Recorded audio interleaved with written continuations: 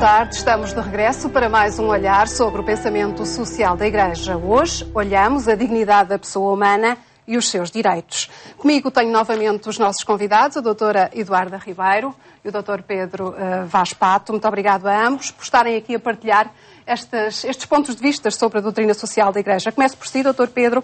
Hoje abordamos a dignidade da pessoa humana. Em que é que radica esta dignidade? Pois nós podemos pensar o que é que fundamenta este princípio, que é um princípio basilar da doutrina social da Igreja. Podemos encontrar este fundamento no plano racional, porque não é preciso ser cristão para reconhecer este princípio. Mas eu acho que não consigo encontrar algo mais sólido para fundamentar este princípio, senão a mensagem cristã. A mensagem do Antigo Testamento, desde logo no Gênesis, onde o homem e a mulher são apresentados como o vértice da criação, criados à imagem e semelhança de Deus, mas ainda no Novo Testamento, em que Deus se faz homem, dá a sua vida pela humanidade. Não só pela humanidade em geral, mas por cada um de nós, por cada pessoa como ser único e irrepetível, na expressão do Papa João Paulo II. Portanto, acho que este fundamento é aquilo que nós precisamos encontrar de mais sólido para este princípio da dignidade da pessoa humana, que tem implicações vastas. Este princípio supõe que toda a atividade do Estado, toda a organização da economia, o trabalho, sejam concebidos em função da pessoa humana concreta. E depois também podemos pensar noutro tipo de implicações. Por exemplo, é uma questão que agora está a ser discutida. Será que a dignidade da pessoa humana se vai adquirindo à medida que a pessoa cresce? Depende das capacidades do ser humano? Não, a dignidade da pessoa humana é a mesma desde o início da vida até ao fim da vida. Não diminui, não se adquire progressivamente, não diminui por causa das capacidades, não depende de capacidades, nem sequer da consciência do valor da sua existência. Eu lembro-me disto porque ainda recentemente se suscitou uma grande polémica a propósito de um artigo em que se defendia a legitimidade do infanticídio na base de que a criança recém-nascida não tinha ainda consciência do valor da sua existência. E isto também tem servido para justificar o aborto. Não é assim na perspectiva da doutrina social da Igreja e na minha perspectiva também, na perspectiva universal, de racional, não só uma perspectiva cristã. Portanto, a dignidade da pessoa existe independentemente da consciência do valor da sua existência. Existe em qualquer fase da vida.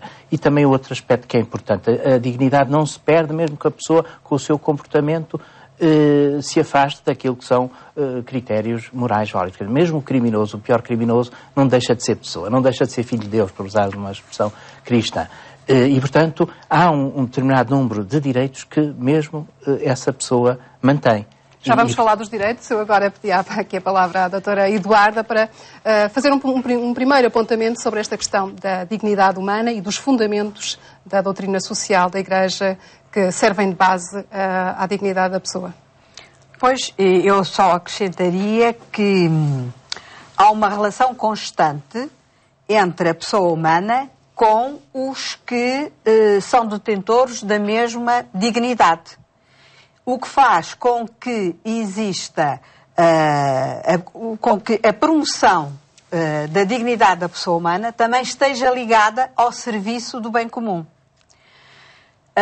De facto, para que haja um reconhecimento completo desta dignidade e, sobretudo, que esta dignidade proporcione o exercício da liberdade pessoal, é necessário que existam condições mínimas, condições económicas, condições sociais, culturais, de respeito para com esta dignidade e para que esta dignidade possa desenvolver-se sem problemas, embora, quer dizer, mesmo na prisão pode haver, a pessoa pode ser livre dentro de si, há sempre esta dimensão espiritual, mas não há dúvida que a plena realização da pessoa humana, a plena realização da liberdade da pessoa humana exige, portanto, estas condições favoráveis a este reconhecimento e à promoção da dignidade. Estas condições favoráveis são os direitos. São os direitos da pessoa, da dignidade humana, não é? E há muitos. Portanto, do princípio da dignidade da pessoa humana decorre o reconhecimento de que ela tem direitos fundamentais, direitos que não são concedidos pelo Estado, mas são reconhecidos pelo Estado, porque se nós encarássemos os direitos como uma concessão do Estado, portanto, da mesma maneira que concede, poderia retirar. Ora, se a reconhece, é algo que está antes do próprio Estado, está antes da própria ordem jurídica. E estes direitos são vastos, não são apenas uma determinada categoria. Às vezes há tendência para acentuar uns direitos em detrimento de outros. Uma categoria de direitos em detrimento de, categoria, de outra categoria de direitos. Portanto, tudo aquilo que decorre da dignidade da pessoa humana deve ser reconhecido como direito. Quer direitos de liberdade, o direito à vida como primeiro dos direitos, como pressuposto de todos os outros, a liberdade religiosa, os direitos de participação política, também, como dizia Eduardo, os direitos sociais, económicos e culturais. Portanto, também a pobreza, não na concepção da pobreza evangélica, mas na concepção de miséria, portanto, algo que priva a pessoa daqueles recursos necessários para assegurar uma vida digna, conforme à sua dignidade, é uma violação dos direitos humanos. E, portanto, a dignidade da pessoa humana supõe o reconhecimento amplo destes direitos. Mas é a sociedade que deve garantir esses direitos? A sociedade, o Estado, a ordem jurídica que os deve garantir, sim. Existe alguma hierarquia nestes direitos humanos? Ou eles são todos importantes? Sei lá, o direito à vida talvez, se calhar, seja um primordial, mas não há dúvida que há muitos, eles fazem um conjunto que às vezes é difícil separá-los. Eu, no entanto, gostaria, a propósito dos direitos humanos, falar em algo que não foi dito no programa anterior sobre a globalizar a solidariedade, que é este alargamento do campo dos direitos humanos ao direito dos povos e das nações, que também é muito importante.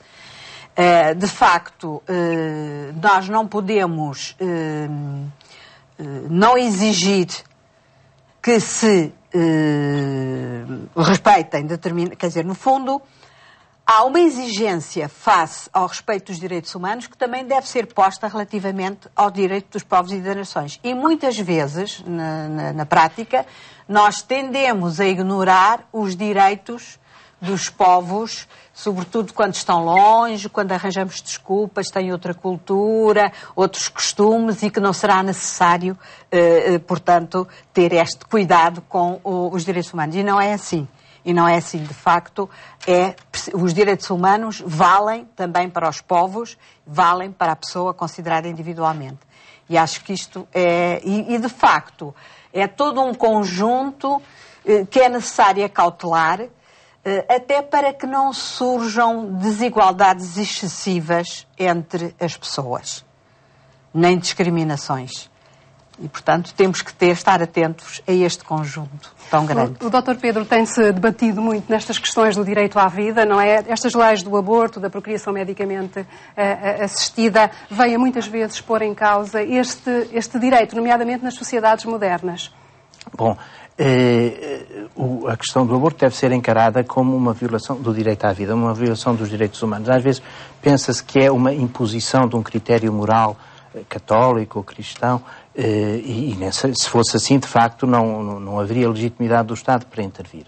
Mas deve ser encarada na perspectiva de um direito fundamental, do primeiro dos direitos, que é reconhecido a todas as pessoas, desde o início, não é? Portanto, não é o mais fraco dos seres humanos, não fica privado do direito à vida. A questão da regulamentação da procriação medicamente assistida deve ser encarada também ela nesta perspectiva de reconhecimento da dignidade da pessoa humana. Portanto, a dignidade da pessoa humana supõe, na visão célebre de Kant, que a pessoa deve ser vista sempre como um fim em si mesmo e não como um meio. E, portanto, a regulamentação da procriação medicamente assistida, como outros tipos de regulamentações, devem ser vistas nesta perspectiva. Não há um direito ao filho a qualquer custo. Não há um direito ao filho, porque o filho não pode ser objeto de um direito, deve ser acolhido como um dom e, portanto, devem ser criadas condições que sejam as condições ideais na perspectiva do bem do filho, que se sobrepõem a um suposto direito, a uma pretensão legítima, que não é um direito, dos progenitores. Bom, daí decorrem várias implicações que se calhar não é agora a altura, não temos tempo para um outro programa, porque hoje realmente temos de ficar por aqui. Foi a rubrica sobre a doutrina social da Igreja. Estamos de regresso de hoje a 8 dias. Até lá. Fique bem.